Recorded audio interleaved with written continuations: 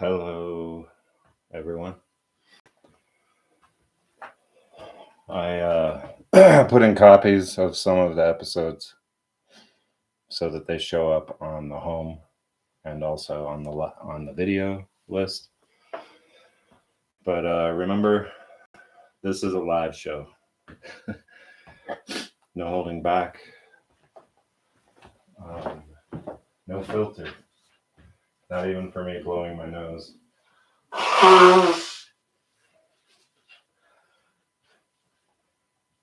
It's like growing up, society fucking teaches you to hide that you're alive. Right? And you notice some families don't do that. When they show up at school, they don't give a fuck, right? Pants around the ankles to take a leak. Like, I wasn't like that. I had to go home, right? I wouldn't drop a deuce at school. Because, first of all the bathroom stall doors were kicked off, like in the 60s, and they never put them back on. So the elementary school was the high school at one point, and when I was in elementary, it was the elementary school, and all the stall doors were gone, and the latches had been painted over like 4 times. So yeah, this is the episode of Rick and Morty where the shy pooper, Rick is a shy pooper, created his own dimension to go to the bathroom in. That's me. I'm getting over it, I guess.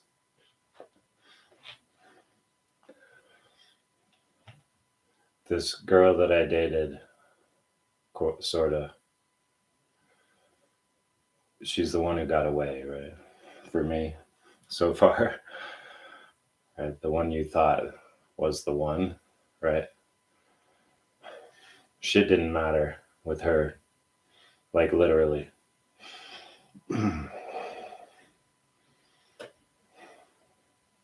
So in the same fashion, that's why I show you my room, fucking rug, all of the fucking storage, right?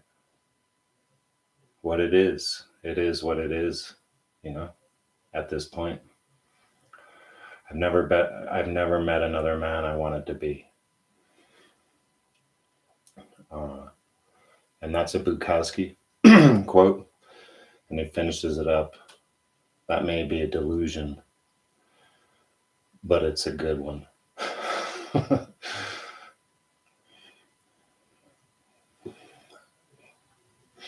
Right, we're all unicorns anyway. All right, so let's do it. Try to do the yogic breathing. So you breathe from the stomach first, fill the sides.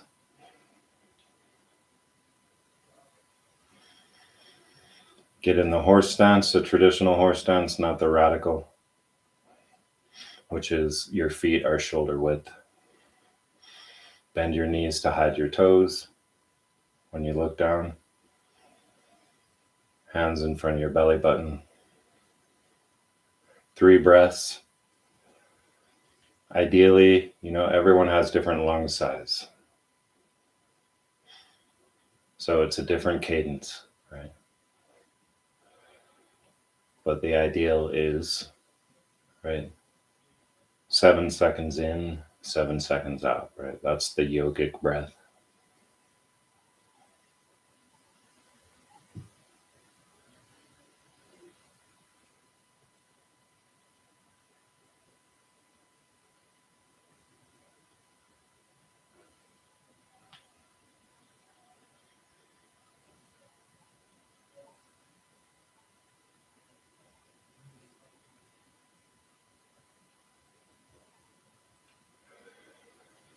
Okay, now switch to in front of the heart.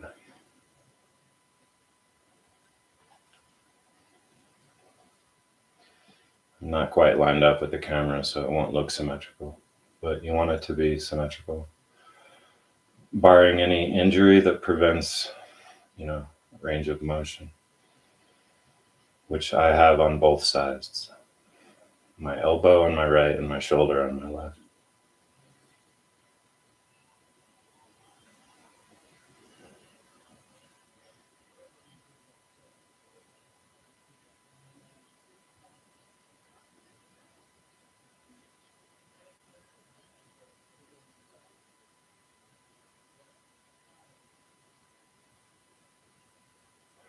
Turn your hands outward after 3 complete breaths. Visualize that energy, right?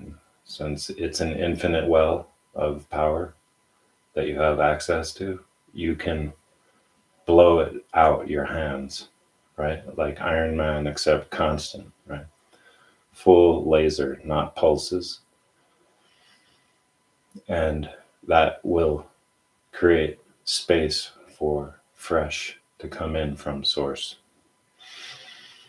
That's what this training is, right? Turn on your juice briefly in order to clear the jets.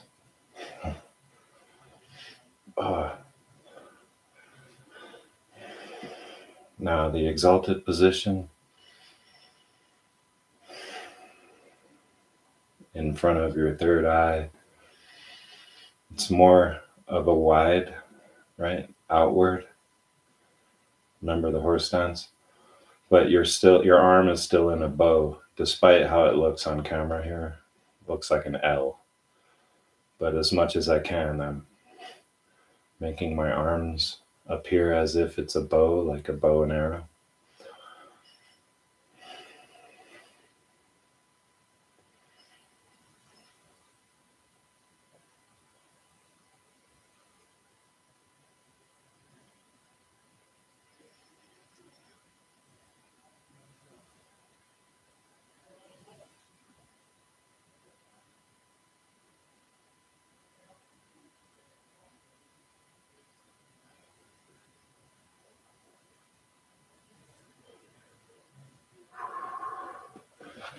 Yeah, my shoulder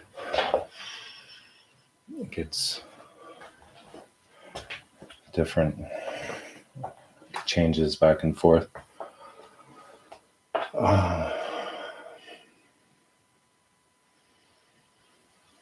So consistency was the word that just came in, right? And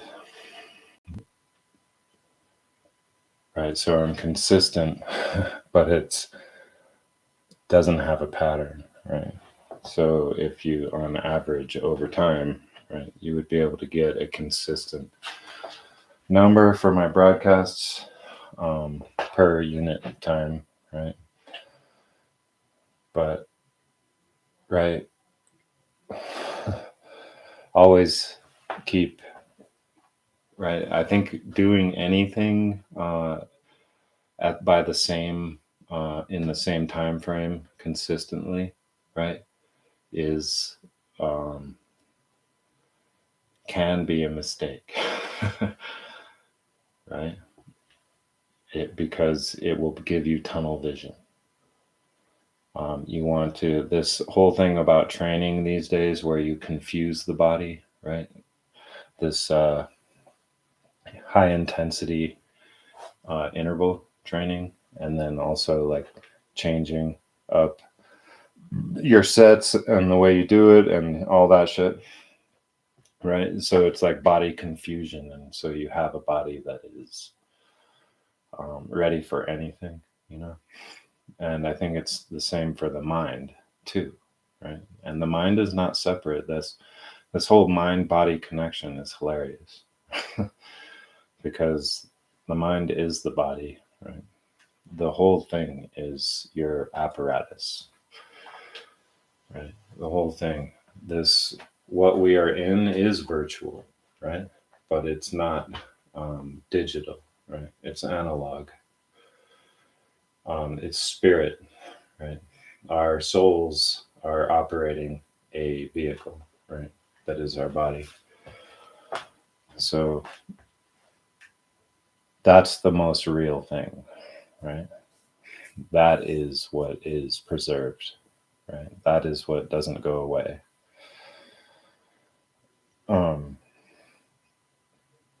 So it's interesting that this show, I've briefly mentioned it before, called The Golden Compass.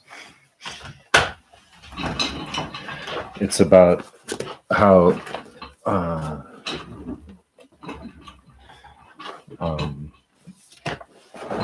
right, heaven and hell are a fabrication by the usurper of the authority, right? And it's this is what I say, right? Like this Pullman's book, that's his name. His last name is Pullman, I think. Who wrote the Golden Compass series, right? His Dark Materials. Right, the whole thing is about how the authority, right? The spiritual authority is an usurper, right? One of the angels had propped themselves up as the Lord, you know. And so the whole show is about how, you know, everything that we think is, you know, everything that we believe, right, is a lie. Not just like in the sense of, in the standard sense, in the modern truther movement, like we talk about history in that sense. And the most convincing lie, right, always has the truth as its like foundation, or you know what I mean. They say a grain of the truth, but it's more like it's mostly truth, but it's a simulated truth, you know, which makes it a lie.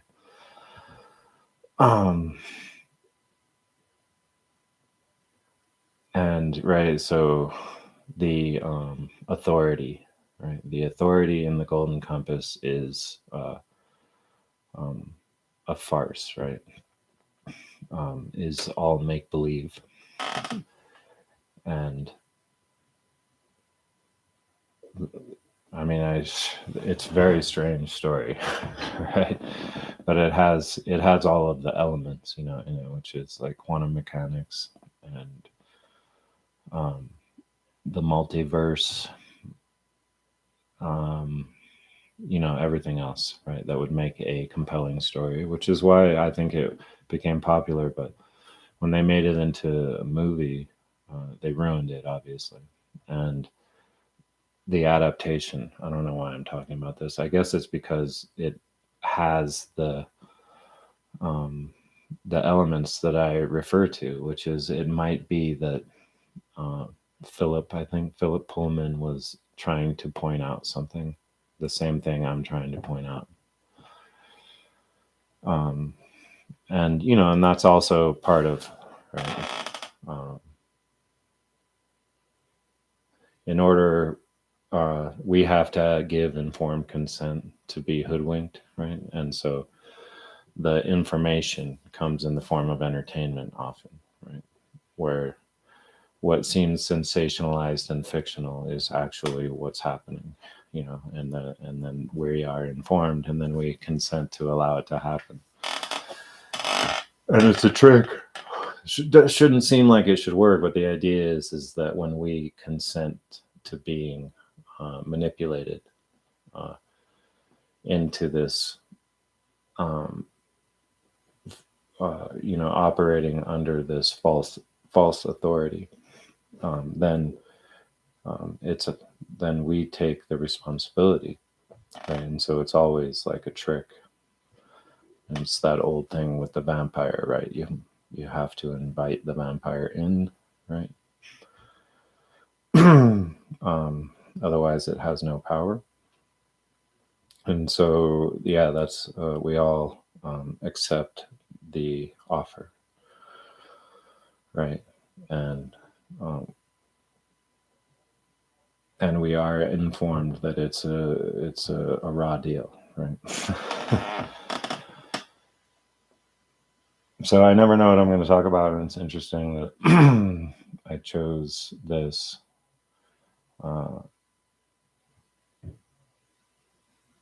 Because yeah, I mean that story, it's like no one ever really talks about, like it's like the characters in the Golden Compass have a familiar, but they call it a daemon, or I think, and it's like a little animal, right? That can change form until you reach puberty, and then in which case it chooses one of the forms. But it's like an animal, but it represents your soul. Uh, so it's like it's very compelling in a way, because you have this creature that can talk with you, and it's like your higher self, and your conscience and all that. So I think that's why it gained so much popularity. That's the most compelling part about it for kids, for young people, because that's like fantastical, and some kids operate that way anyway. But the idea that there is a false authority, right, and something that has inserted itself, right, in and created, right. The way I put it is it simulates the creation, right, on top of it. So it's like just it's not actual creation, but it's a simulation of the act of creation, um, placed on top of uh, actual creation, and so the only way that is possible to do, right, is in the mind of conscious beings, especially ones that don't know what they are, right? And so this program can be installed, right? This false uh, reality, and that's what we have, and that's what those series of books have described. Uh, in his Dark Materials is the usurping of the spiritual authority by one of the angels, right? And then maintaining that hegemony over all the realms, right? It's a little much. It's, I think, more what we have here, right? And this is where we have a problem. When we have intelligent, conscious beings walking this earth, right, who have come to certain conclusions, and now we'll defend those conclusions, right? So we have a problem uh, with an over fixation on what this is, right, and how it, right. So then everyone's divided on what, when I say this, I mean this, where it is that we're living, like what it actually is, and what is the rest of it, the cosmos. I am of the notion, right, that it is actually, uh,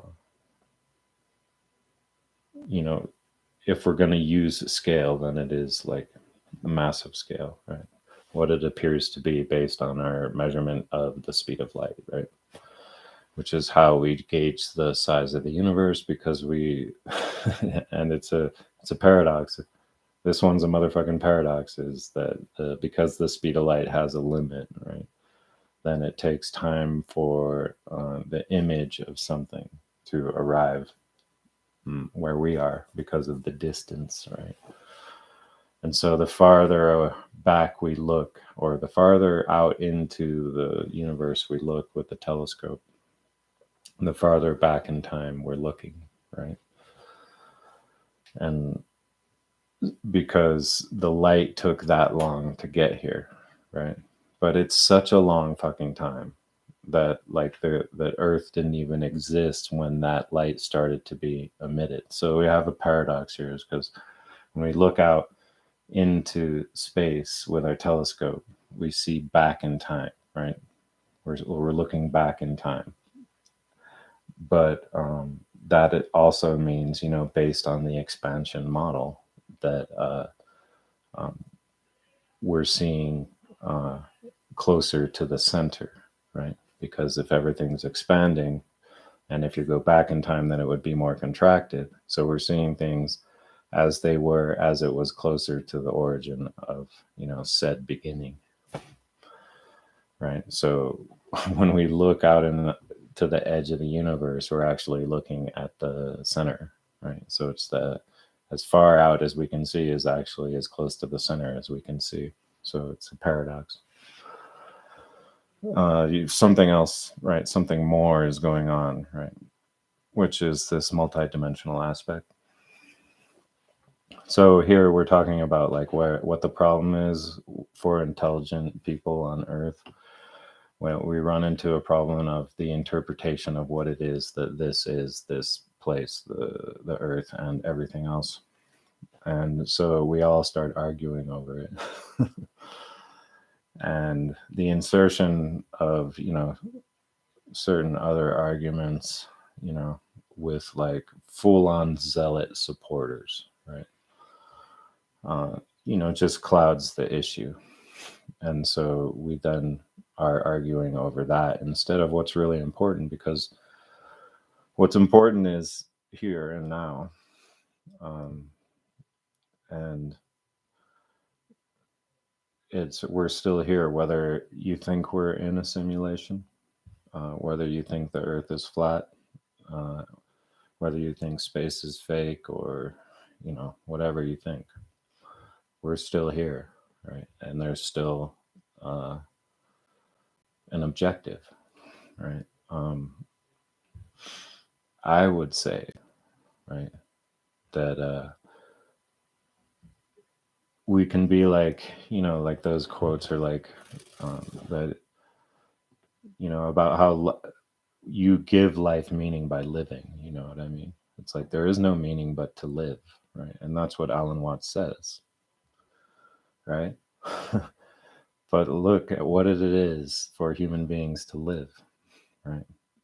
And Watts, when he says that, he's quoting all of the ancient fucking wisdom, right? Knowledge, all of the old religions. But anyway, but what is it to be human? What is it for a human to live, right? And it is to exchange value with others, right? To offer up your gifts, right, to others. That's how it is that we live, right? And so how does that unfold, right? As if the universe unfolds also does our civilization. This is right, this portion of the totality. And so the way I look at it is it's not flat, right? It's these dimensions that we are in appear flat to the higher dimensions, right? Because there's a whole other degree of freedom every dimension you go up, right? And so paper is two-dimensional, right? 2 dimensions, right? And so if you crumple it, right, it now has 3 dimensions, right? So if you fold a 2-dimensional space, you get 3 dimensions, right? So if you fold a 3-dimensional space, right, we can't conceive of it because our cognition requires the 4 dimensions of 3 spatial and 1 time. And that's what I'm getting at is in this 3 spatial and 1 time dimension, time appears to move, right? It appears to progress forward, right? And that makes creativity possible, right? And that's what humans do to live, right? So there is no meaning, right? But there is, because it is, the meaning is also found, right? It's fucking right. It's right? That statement is right. But at the same time, it's not like there's nothing to be done. It's like how do we move forward? And so that's our special gift, is in this dimension, right, of the totality, that we get to create, right? And so that's what it means to be alive, to be human, right? And so that generalized, right, aspect, right? There's no other way to live for a human being. Tell me the way, right? Right. Major Tom, right, sitting in a tin can, right? Right. That's no way to live, right? Are you following? Right. So the relationship is the only way to live, and how we relate is the exchange of energy and information, right? And those are two very general things because all is encompassed, right? By right. You could say that love is the substrate that all of that takes place in. Right? So there is no polarity to love. And that's where you operate from. That's the whole flipping up the switch. But I was on attack, right?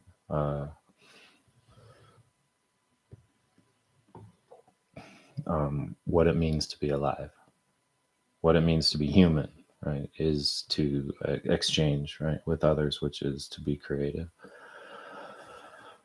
And so what I keep harping on is that it's a cop out, right, to say that this thing that we're doing here on Earth or whatever will continue and it won't change, right? So don't try to change it. Just experience it and ascend beyond it, you know. And right. So look. That's fucking fine. No judgment. But right. I want to like if it's possible, right, to make the objective fucking optimized, right, which is to live. Then fucking let's do it, because we're not doing it, right? We're not fucking doing it. And then we'll see, right? So the title of this was how do you know what's good, right?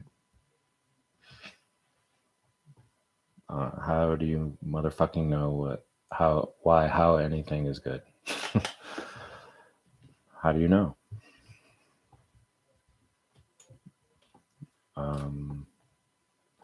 It's because fucking contrast. Because you know what's bad. You wouldn't be able to. This utopia idea is silly, right? It's not what I'm describing, right? Utopia is silly. Fucking that's where fucking me and PJ agree, you know. JP. But I'm saying that we could do it right, you know, in a way that in which the contrast isn't fucking um, the horror, right? Right. The contrast isn't fucking the abomination, right? The contrast is fucking natural, right? Which is the natural polarities, right? Where this whole thing about life being in opposition to death, right, is silly. You know, obviously the life and death polarity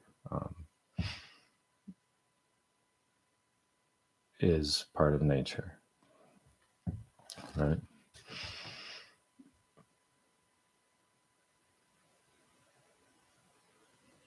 Anyway, I'm just saying that we don't require this radical contrast that we currently have, right? And the whole purpose of a human being, and here I'm using that word, and I don't really mean to, but it right, is to live, right? And so when I say purpose, I'm not saying like this is it, this is what must be done. I'm saying that to live is the purpose, right? So let's optimize living, right? And then we can recognize what's good based on fucking actual merit.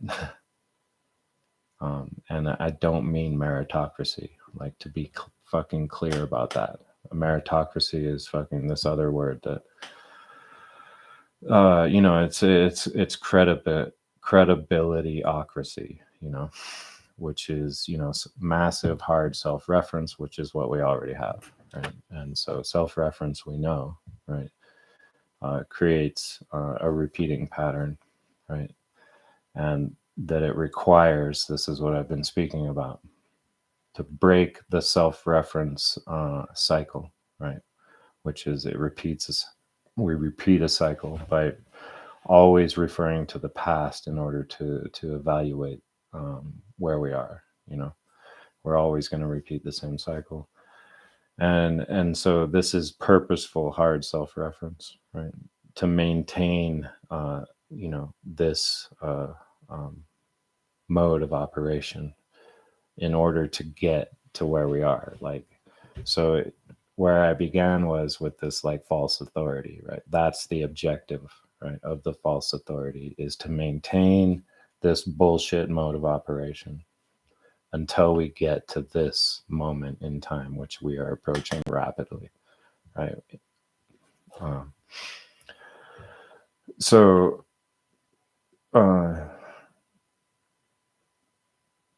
And right, all of the laws of the universe apply, right, in reference to this false reality that has been installed in our minds, and maintained over time. And so it's very difficult to break out of. But like my whole thing is just like, there really isn't a sense of urgency, because we could do it like overnight, this whole attachment to time is like, this is tobacco, by the way. I just did this unconsciously. This whole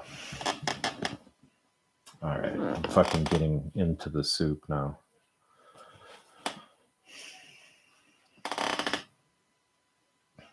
What I'm trying to say, right, is that living is what we do, right? Like there's no purpose to life but to live, right? But human beings live by exchanging with others, right? And so if you bring that down to the most simplest form, it's like we have these certain gifts that are applicable to the surroundings that we find ourselves in, right? And those gifts are what we apply, right? Right? And it requires, a level of education, right? So what I'm saying is that we facilitate, right? We facilitate that. And I don't know how many times I have to keep saying it till someone hears it in a way that like causes a light to turn on, right? I think I've explained it pretty well. It's fucking a false polarity. It's fucking easy to see, right? Once you see it, right? It's like once you put on the goggles, right, from They Live, once you put on the glasses, right? It's an inversion, really, right? You have to remove your fucking goggles in reality. But once you can see, then you can't unsee. You can't unsee it. And the irony is that in order for us to break away and establish the original exchange, which is how we live, right? That's my whole thing, right? Is to establish the exchange, right? Because that's how humans live. Because we are not fucking directly interfaced with the environment like animal species are, right? We have this whole substrate of society in which we exist in, right? And it's the exchange. It's everything. It's everything. And it's been infected by a fucking parasite, right? Our exchange, right? So the only way to cleanse ourselves of that is to starve it, right? And so we abandon the current exchange that we use and just jump ship over to the sacred natural, right, exchange. And in order to recognize this, human beings have to recognize that we are not in competition with each other, right? That actually uses half of our resources to do that, you know. And it's not the source of innovation. Competition does not drive innovation as hard as an individual's desire to provide value to others, right? And that desire actually causes novelty to spring into existence from the mind of the individual. So that's why we have to be separate, right? We are all one, but we can't fucking create if we're all fucking have the same mind, you know? It is this individual, our individual fucking makeup, our individual gifts that permits us to create value for others, right? And it's right, once you see it this way, it makes so much more sense, right? Than the idea that the best thing killed the lesser thing, right? In order to exist, right? And this is this, you know, we all know that survival of the fittest in nature, right? We can see that fucking these animals are fucking motherfucking fit, right? Exists, right? But it doesn't, that Darwin's fucking theory, right? I mean, dude, I'm a scientist. I was anthropologist, paleoanthropology, fully bought into this, but I fucking did more investigation. And when you look at it, you realize that that shit doesn't make sense, right?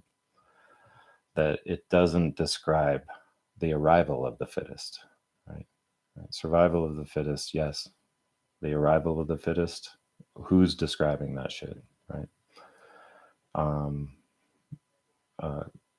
Mutation doesn't describe it, right?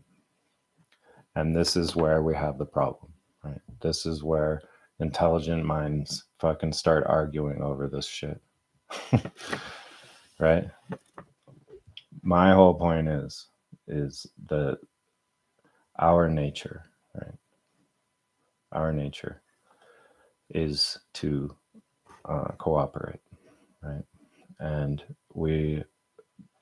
the admixture of novelty, right? When you permit everyone to cooperate, you know, where you permit an interface that allows everyone to participate, right? Then you will have the potential, right, for novelty go way the fuck up, right? Because as it is now, right,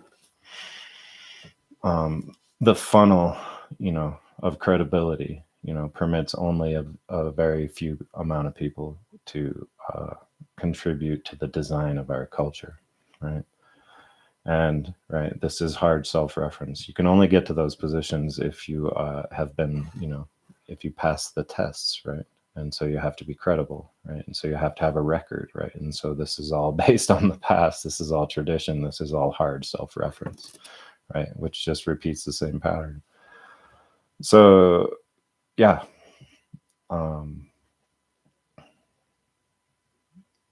fucking we can crystallize the beginnings of this exchange by just providing value that is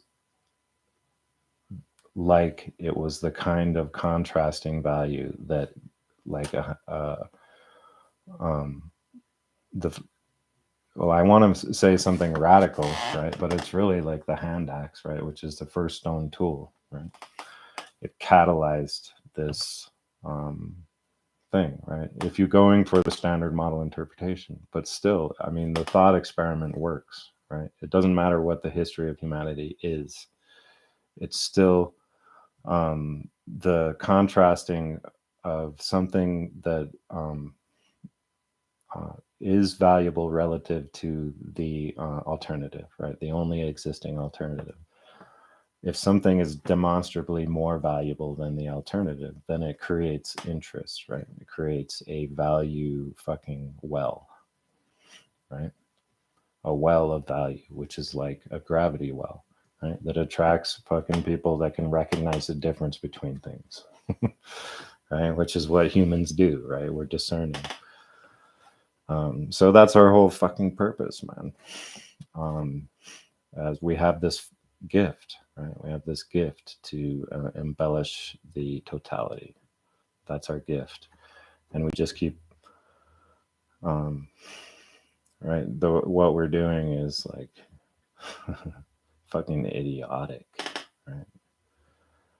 When are you all smart motherfuckers gonna pull your heads out of your asses? I'm just waiting, right? You're all so credible, right? So successful, rolling in the dough, right? But you're dumb motherfuckers, right? Take a look. Right?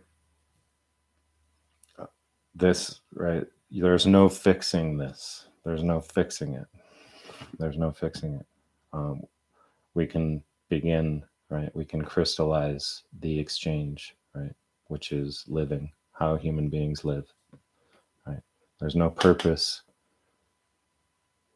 to be here except to live, and how we live is to be creative and exchange that with others, right? So let's maximize, let's facilitate living. Right? So first thing we do is create a source of value that is relative to the alternative, just way better. It's easy enough. So what is that? Like, come up with it. I already know what it is, right? But can you grok my beam on this shit, right?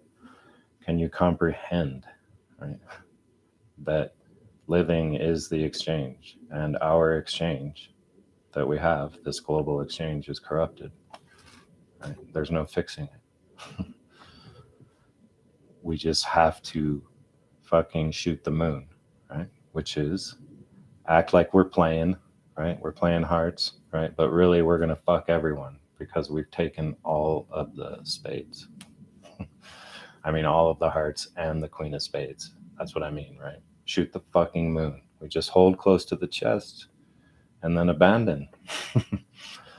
Listen to my Shoot the Moon episode, but listen in order from the beginning. Listen to all the YouTube videos from the beginning, right? This is a progression. It shows my journey, right? And it permits you to actually rapidly fucking absorb a lot of information that no one's ever fucking said out loud before. Tell me who said it besides Krishnamurti. Who the fuck is saying it, right? Krishnamurti he didn't even say it, right? He just said fucking stop thinking, right? He's like, thinking is the result of the past, right? Which is the result of tradition. This is what causes all of our problems, right? And he's right, right? To allow space for the new to enter, right? Then permit it, clean out the mind. Yeah, and you can flip that switch when you do it, and then we can all get on the same team, and we can build this network, and we can shoot the moon. Why not? Why not design it right? Like I think that's actually right. If we're here to live, then like let's design it to live, right? We can do it. It's fucking easy because once we remove us, because we are the value, because there's no value without our exchange with each other, then right, it's just like the Lisa Simpson episode with the giant signs, right? This is more like how the informed consent, right? In entertainment, right? They're telling us how to fucking solve the problem. Just don't look, just don't engage, right? And that's the hard part, right? Because they're showing you all this shit that they think you should engage in. All right. And you will, because it's compelling, right? It's a story, right? It's a compelling story. Let's make our own story that like blows this shit out of the water. Yeah. All right. Love you guys. Stay tuned for more. Till next time.